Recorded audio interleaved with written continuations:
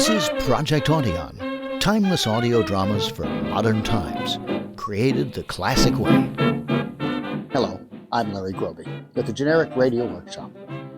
Lust, murder, conspiracy, sensational courtroom cases, these aren't new things. They've always been with us. In fact, they're so common that the much talked about, trial of the century is usually replaced by another every decade or so, which is too bad because the lurid stories from the past are just as engaging as last year's sensations. Or maybe it's good, because that means they're ripe for rediscovery. Take, for instance, a shocking case that occurred almost 250 years ago, the Crime of Bathsheba Spooner. She was sent to the gallows in 1778 for murdering her husband. She was the first woman to be executed in the United States. But let me first introduce you to Scott McKinley, who ran across this story in the 1953 radio show that dramatized it, and the author who has written a new book about it.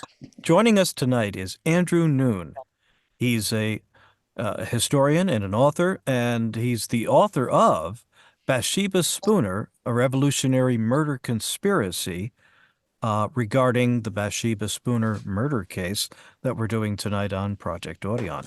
Tell us a little bit about, very quickly, getting into the book and a little bit of the background of the story that we're about to hear as a radio play, recreated. So the Bathsheba Spooner story has always been kind of a back burner story in Worcester County. It's the most famous murder to have taken place in the county. In '94, we moved across the street from where she is buried, bought a home. So that piqued my interest. At that point, no book had been done. A few years later, Deborah Navis published the first book. And then a generation later, I wanted to, hopefully improve upon that, tell mine more, well, nonfiction more as a novel than hers. So it was just kind of a straight academic approach. So it was my curiosity to find out more that led me to begin writing it. And even today, everyone in your town knows about it? No, it's it. The name rings bells with a lot of people. That's about it. Not much else. I'd say a small percentage of the city knows the story. Not very many. But it was big news once. Oh, it was the biggest murder trial, I'd say, in the 18th century in America. She's the first woman accused of murder in the United States. It was the largest mass hanging in the 18th century, aside from Native Americans who were occasionally hung en masse. We have the first testimony, we believe, from an African American in the new United States. It was the first capital case in the country. Those are some important things. It's odd that it got overlooked, but then again, it was in the middle of the Revolutionary War. Well, let's jump for a moment to 1953. Even as television was pushing audio-only dramas to the sidelines, some of the finest names in radio created a new series on CBS called Crime Classics, which hopscotched through time to dramatize crimes like Mrs. Spooner's. Elliot Lewis was the producer and director. Morton Fine and David Friedkin wrote the scripts. Bernard Herrmann wrote the music, and top West Coast actors were employed to voice the characters. Crime Classics stuck pretty close to the facts, but like any dramatic adaptation, they did have to condense and adapt. And so please stick around after the show, because we'll bring back Andrew Noone to tell us of some shocking facts that got left out, even out of the original audition script that we're working from, which does include material that never aired.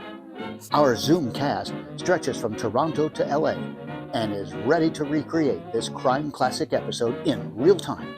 So let's turn the clock back to June 1953 and then dial it way back to 1778 as we uncover the crime of Bathsheba Spooner. Good evening. This is Crime Classics. I'm Thomas Hyland. Listen.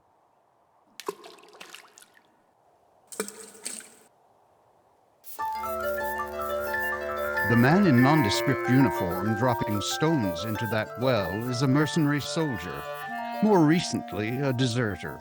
He is testing the depth of the well, the only way he knows, since a length of rope is not immediately available.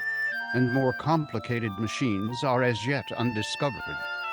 This is the year 1778, and the deserter is named James Buchanan. Next to him is his friend, another deserter, whose name is William Brooks. These men are in the employ of Mrs. Bathsheba Spooner of Brookfield, Massachusetts, whose well it is.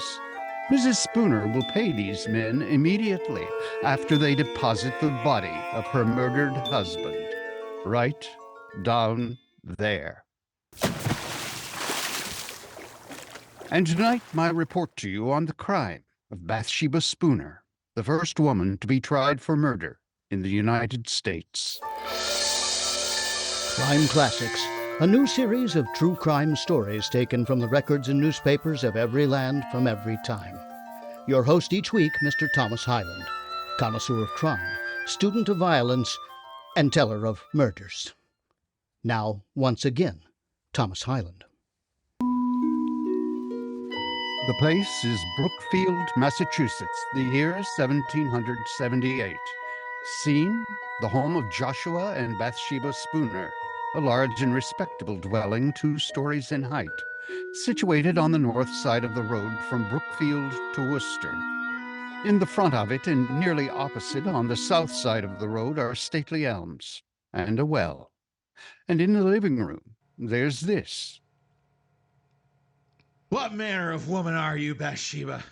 There's no content in you, and no happiness. And what happiness have you given me?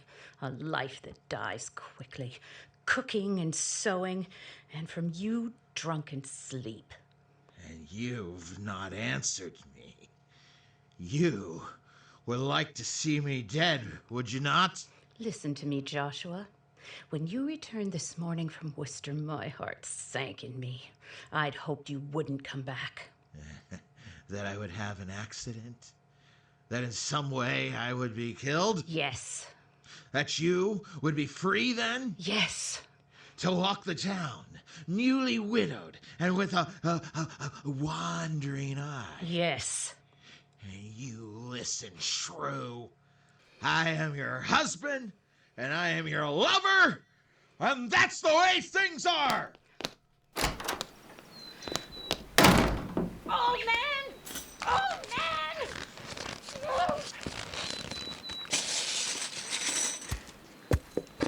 Yeah!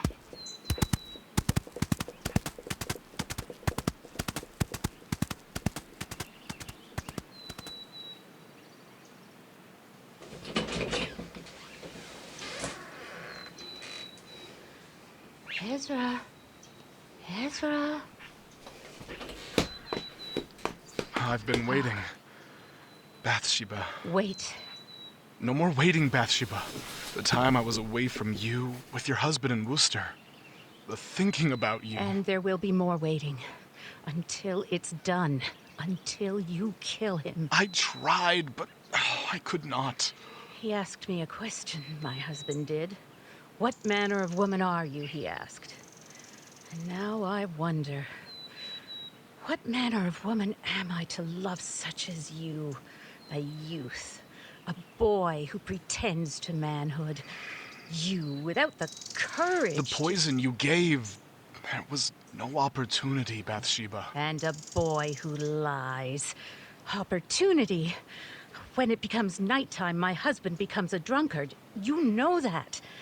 To empty the poison in the cup when you were with him. A simple thing like that you couldn't do. I swear it to you, Bathsheba. He'll die. When? Go to him now, to the tavern where he is, and empty the poison. I threw the poison away. With no courage. Bathsheba. Speak my name and bedevil yourself with it. Oh, just kiss me, Bathsheba. No. No kisses. No secret whisperings. None of that. No more. Until my husband is dead. Laugh then. But you'll see I mean it. There's a wench, Bathsheba, at the other end of town.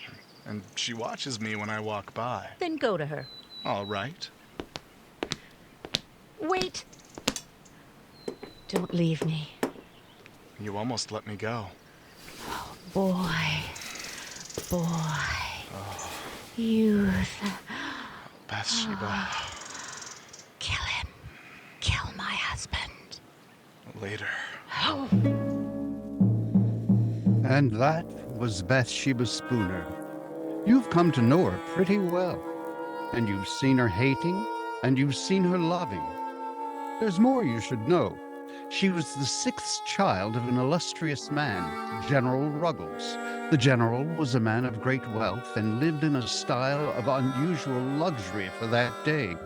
He kept 30 horses and had a park of 20 acres for deer and a pack of hounds for the amusement of numerous visitors.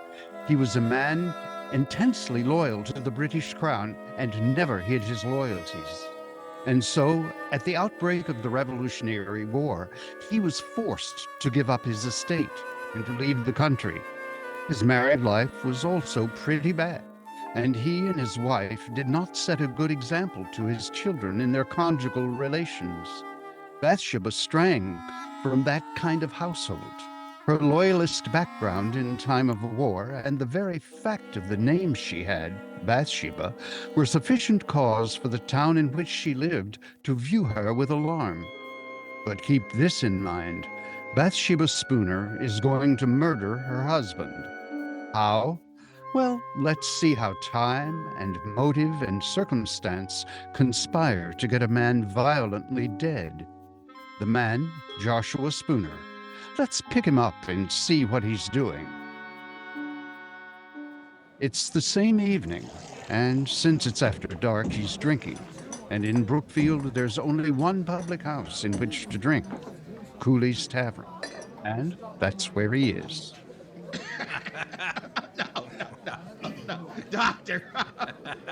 Then what would you do? To trap General Burgoyne.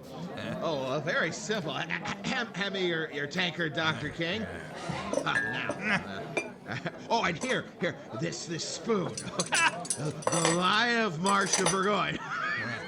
And your tankard and mine. Two sections of the troops of General Washington. Now watch.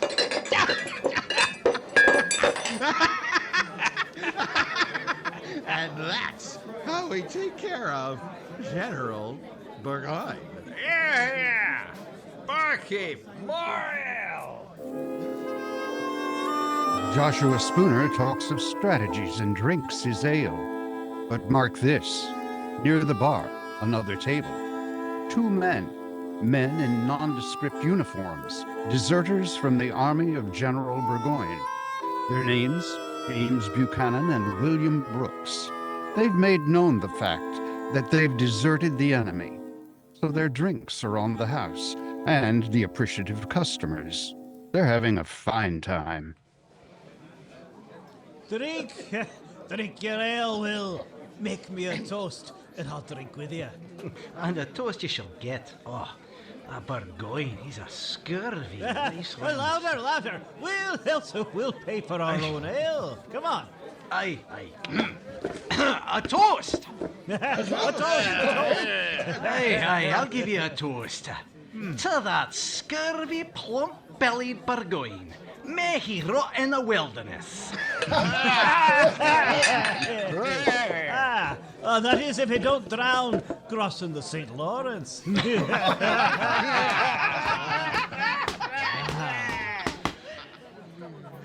Gentlemen, And a merry evening to you.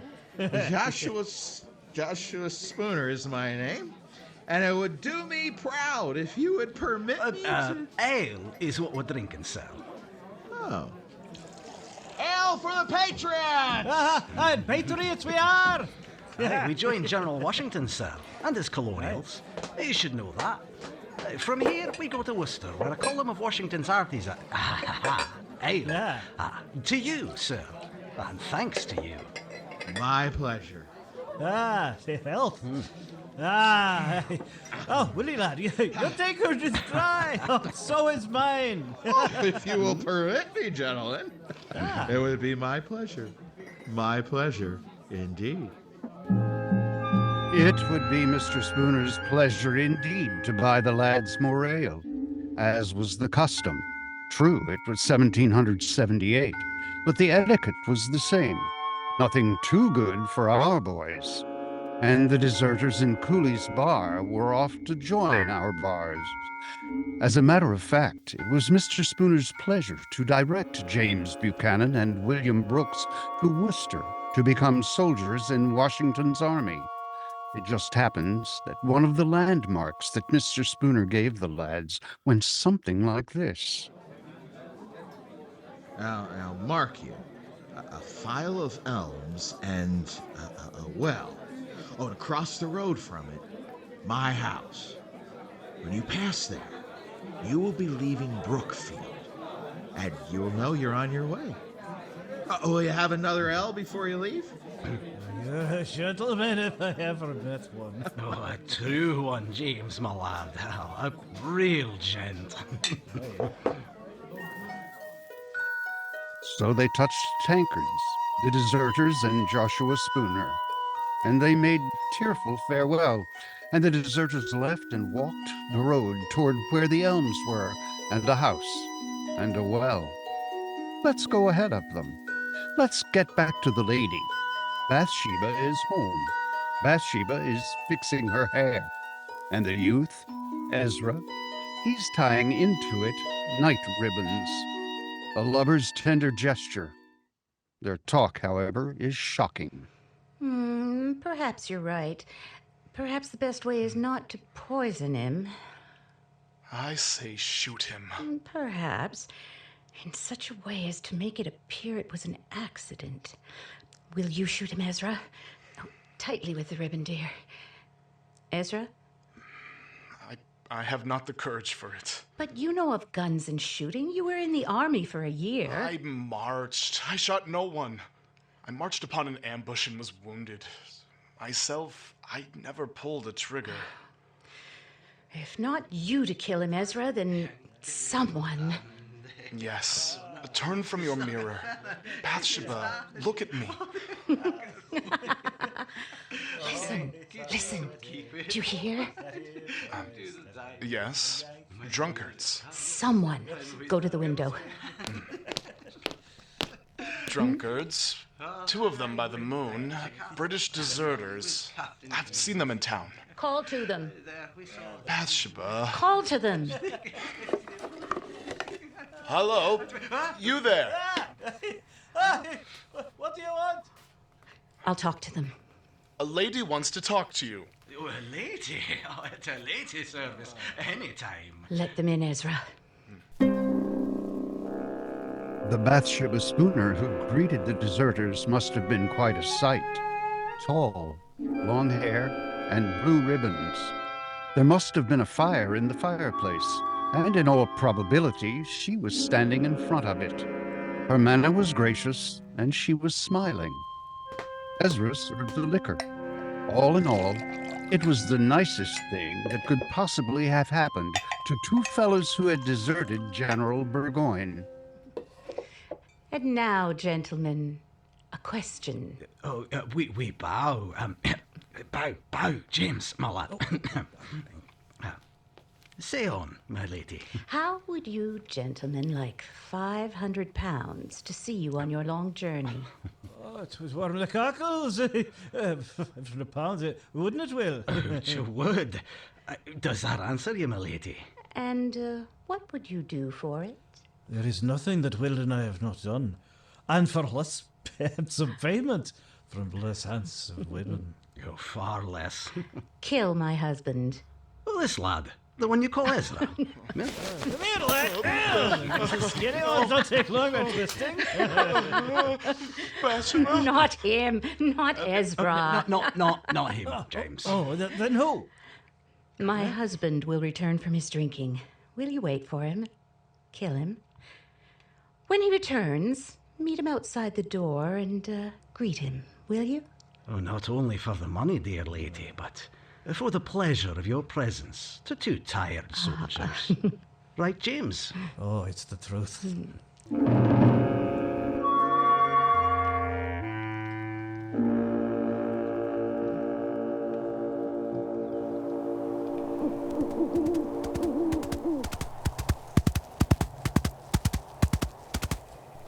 You be the master of this house? Yes. Well, you are the two. Yeah, that we be. Hard, James. Hard and quick.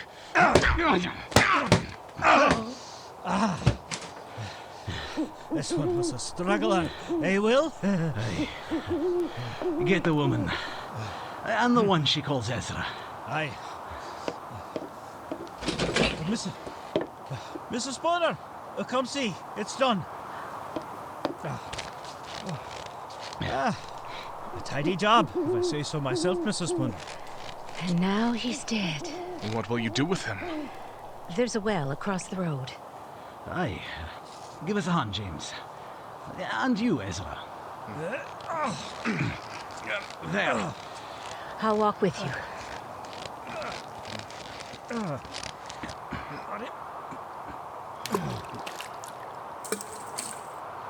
That's a deep well. Poor little man.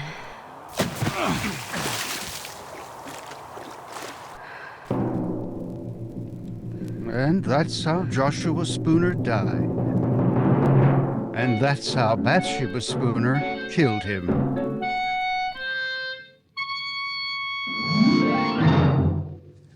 You're listening to Crime Classics and your host, Thomas Hyland. Like Old Man River, the comedy just keeps rolling along every Sunday night when CBS Radio presents Amos and Andy. Next Sunday night, over most of these same stations, the Kingfish is sure to be up to his usual monkey business. And it's sure to make a monkey out of gullible Andy Brown. Listen for yourself. Don't let 1 minute of the fun get away. Tomorrow and every Sunday night, it's CBS Radio's two and only Amos and Andy. And now, once again, Thomas Hyland and the second act of Crime Classics, and his report to you on The Crime of Bathsheba Spooner. Listen to this. It's awful and dread, this tale that I tell. Joshua Spooner lies dead in a well in Brookfield town in 78 from 6 stout whacks across the pate. Small poem by an anonymous contributor to the Worcester Spy, the local newspaper of the day. A change of scene now, across the road from a cold well into a warm living room. Tableau, 4 people. Oh, Mr. Spooner was such an elegant man. What will become of his clothes in his closet? And his horse? You may have them. Come away from the window, Bathsheba. Here to me. Close. Oh, the stars are dancing. You're shivering. Are you cold? No. Will is very weary.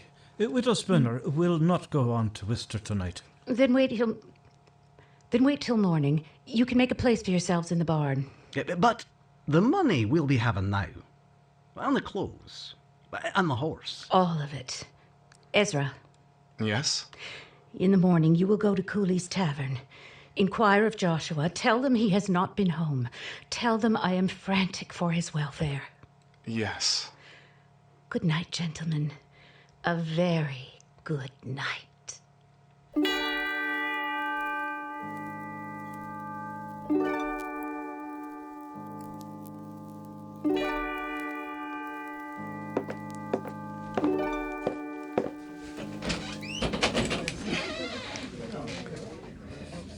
Mr. Cooley. Aye, hot grog on a nippy morning, Mr. Ross? I've been sent to inquire of Joshua Spooner. And who sent you? The wife of him, Bathsheba. Did she now? And why? Last night he did not return home, and Mrs. Spooner is frantic for his welfare. Not home? Well, he is not here. Last night he sat right there, my lad, and discussed military strategies with the doctor. And to the best of my knowledge, he went home. Dr. King. Doctor. Doctor. Wake up. Please, doctor.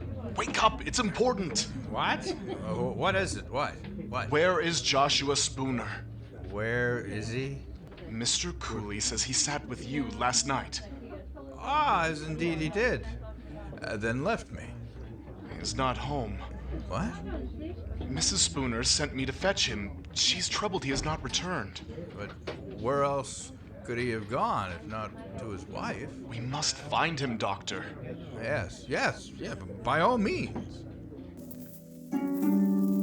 Ezra did that very well, with the precise shading of alarm in his voice, the concern, a man on an errand for a troubled lady. Everybody was impressed. Mr. Cooley closed his bar.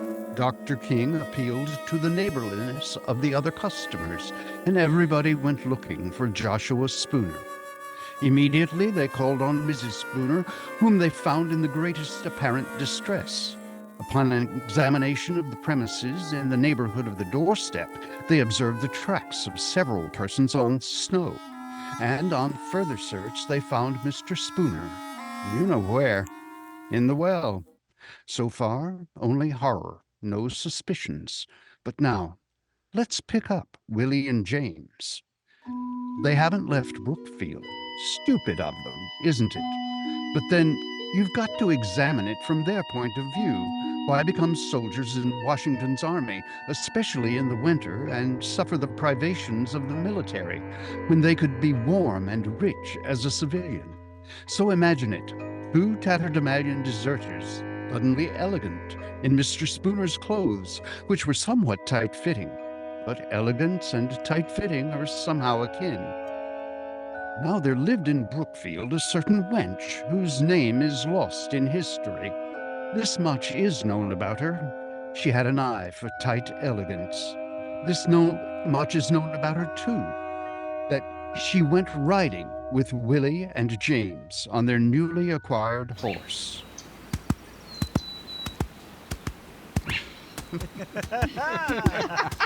I'll help you down. Oh, James, now. Oh, give us a bus, dearie. Oh, that's a dearie.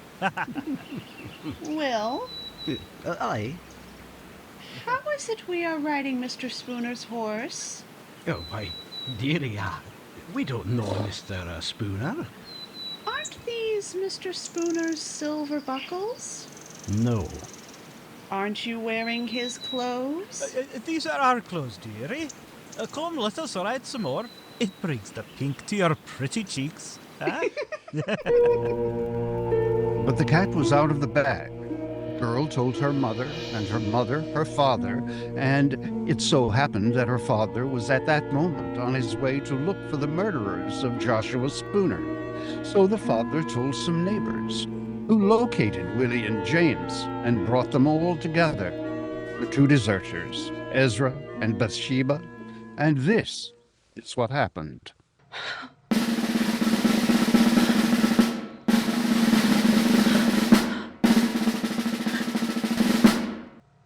The jurors for the government and people of Massachusetts Bay in New England, upon their oath, present that William Brooks and James Buchanan and Ezra Ross of the county of Essex, not having God before their eyes, an assault did make upon Joshua Spooner, feloniously, willfully, and of their malice aforethought, on the 1st day of March last past, with force and arms, also by striking, beating, and kicking aforesaid Joshua Spooner, so as to inflict several mortal bruises, of which Joshua Spooner died. And that Bathsheba Spooner, widow and late wife of Joshua Spooner, being seduced by the instigation of the devil, did incite, move, abet, counsel, and procure the murder of aforesaid Joshua Spooner. How do you plead? Not guilty. Not guilty. Not guilty. Not guilty. Bathsheba Spooner, we have testimony from your neighbor, Mary Walker. She has stated that she often saw you walking hand on arm with Ezra Ross in such a manner as does not become a woman who has given herself in marriage to another. I deny it. Thomas Green, nephew of the deceased, has testified that the silver buckles worn by William Brooks belonged to his uncle. I deny it. Several have said that often you are heard to wish your husband dead. Several have testified that your husband had said his wife wished him dead. What statement have you, Bathsheba Spooner? I am the wife of the deceased. If what you accuse me of be true, what end could the death of my husband serve? Were there any reasons persuading, hopes inviting, or advantages arising from the death of my husband? Why, by depriving myself of husband, I would subject myself to the burdens of a widow. If I hated my husband, as such has been said, why, could I not have separated from him and gone to my father or to my brothers? What foolishness is this to say I have loved Ezra Ross, when one of my station might have any gallant I please? Gentlemen, it is a well-known principle, founded in nature, that the source of wickedness, the incentive of guilt, is the hope of impunity. My hope of impunity, gentlemen, is to convey to you the truth, that if I be guilty, I was not of sound mind.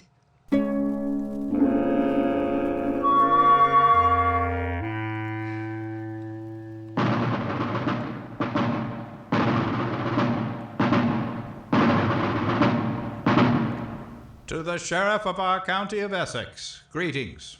We command you that on the Thursday, the 4th day of June next, between the hours of 12 and 4 of the clock in the afternoon, you cause William Brooks, James Buchanan, Ezra Ross, and Bathsheba Spooner to be conveyed from our jail, where they are now in your custody, to the usual place of execution, and there to be hanged by the neck until their bodies be dead. The motive, the crime, and the sentence. Justice was simple, and quickly, too quickly for the 4 prisoners, the 4th day of June. This is a copy of the Worcester Spy dated that day that I have here. I'd like to read from it. It was about 2:30 of the clock in the afternoon when the 4 criminals were brought out of the prison and conducted to the place of execution under a guard of 100 men. The 3 men went on foot. Mrs. Spooner was carried in a chaise, being then, as she had been for several days, exceedingly feeble. The procession was regular and solemn. Just before they reached the place of execution, one of the most terrific thunderstorms that had incurred within the memory of the oldest inhabitant darkened the heavens. There followed an awful time. The loud shouts of the officers amidst the crowd of 5,000 people, the horses pressing upon those in front, the shrieks of women in the tumult and confusion, the malefactors slowly advancing to the fatal tree, preceded by the dismal coffins, the fierce coruscations of lightning athwart the darkened horizon, quickly followed by loud peals of thunder, conspired together and produced a dreadful scene of horror. It seemed as if the author of nature had added such terrors to the punishment of the criminals as might soften the stoutest heart of the most obdurate and abandoned. At length, the place of execution having been reached, Ross, Buchanan, and Brooks ascended the ladder to the stage. Our Father, which art in heaven, hallowed be thy name. Ross made an audible prayer.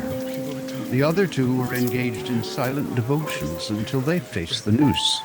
Mrs. Spooner, as she approached the tree, was seen to bow gracefully to many of the spectators with whom she had been acquainted.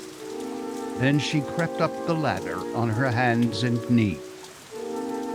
When the eyes of the malefactors were covered and all was ready, Mrs. Spooner took the sheriff by hand, and she was heard to speak.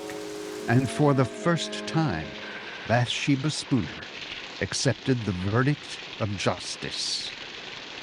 My dear sir, I am ready. In a little time I expect to be in bliss. and but a few years must elapse, when I hope I shall see you and my other friends again.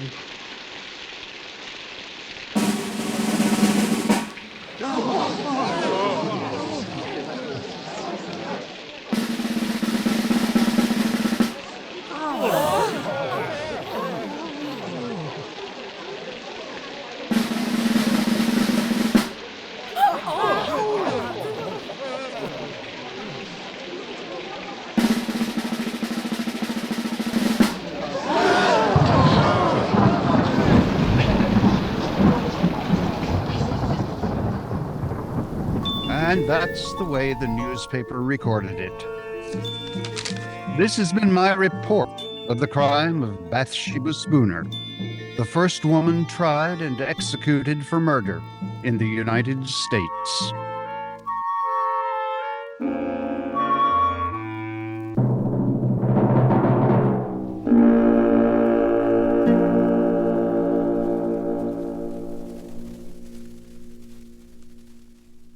And here again is Thomas Hyland.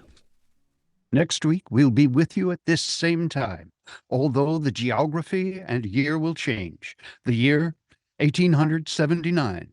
My report on the shockingly peaceful passing of Thomas Edwin Bartlett, greengrocer. Thank you.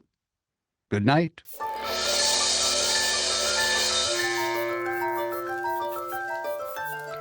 Bathsheba Spooner, tonight's crime classic, was adapted from the original court reports and newspaper accounts by Morton Fine and David Friedkin.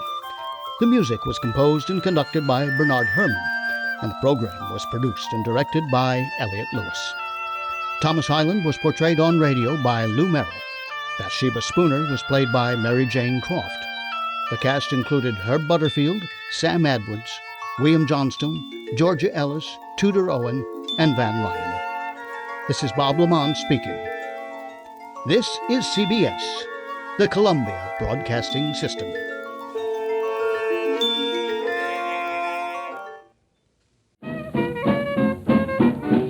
That's our latest Project Audion episode. Heard in our cast were David Phillips in Virginia, Pat Rosebank in Toronto, Canada, Kyle Bond in Oregon, Scott McKinley in New Jersey, Mick Wheaton in Washington, Pete Fernbach in West Virginia, Tom Kunkel in California, Donna Patton in Tennessee, while Larry Groby produced and directed from Texas.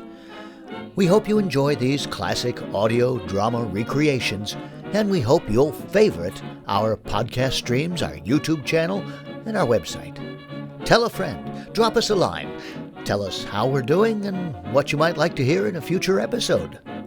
Meanwhile, until next time, thanks for listening. That's the half-hour radio drama version. But Andrew, what are some of the things that happened that didn't make it into what we just heard? I have a list. I'll run by a few of them. Bathsheba was not Ruggles' sixth child. She was his 14th child. Cooley's was not the only tavern in town. Brookfield was a main stop between Worcester and Springfield. Brookfield would have had several taverns in town. Dr. King would not have discussed ways to do away with Burgoyne the night of the murder, because Burgoyne was already detained in Boston and Cambridge at that time. So he was no longer an active participant in the war. Joshua was not drinking with the British beforehand at that night. He did not see the British at all that day. They turned up at his home. He saw them as they attacked him. That was his first encounter. Bathsheba did not offer 500 pounds. At best, she offered half that, and I'm sure it was even half that. The well was not across the street. The well was in their front yard. She was 5 months pregnant at her execution. None of that's addressed. And there has always been the suggestion that there was mental illness in the family running through generations. She certainly behaved very erratically. I mean, she threatened the future of her family. She was not stable, certainly. She was at least not stable. We can't make the diagnosis from 2 centuries later clinically, but something was off in the data address. My impression from the radio play is that she's more or less portrayed as manipulative. Sure. She's trying to get what she wants, which is freedom from her husband, and she's manipulating these young lovers or whoever she has to control to murder her husband. She has a definitive plan. Is that really your impression of what actually happened, or what did you think of her character as portrayed in the play? I think she was manipulative. I think the motivations for her being so manipulative should have been addressed. Again, the insanity and the potential insanity, and the fact that she was pregnant. But yes, she was a master manipulator, I believe.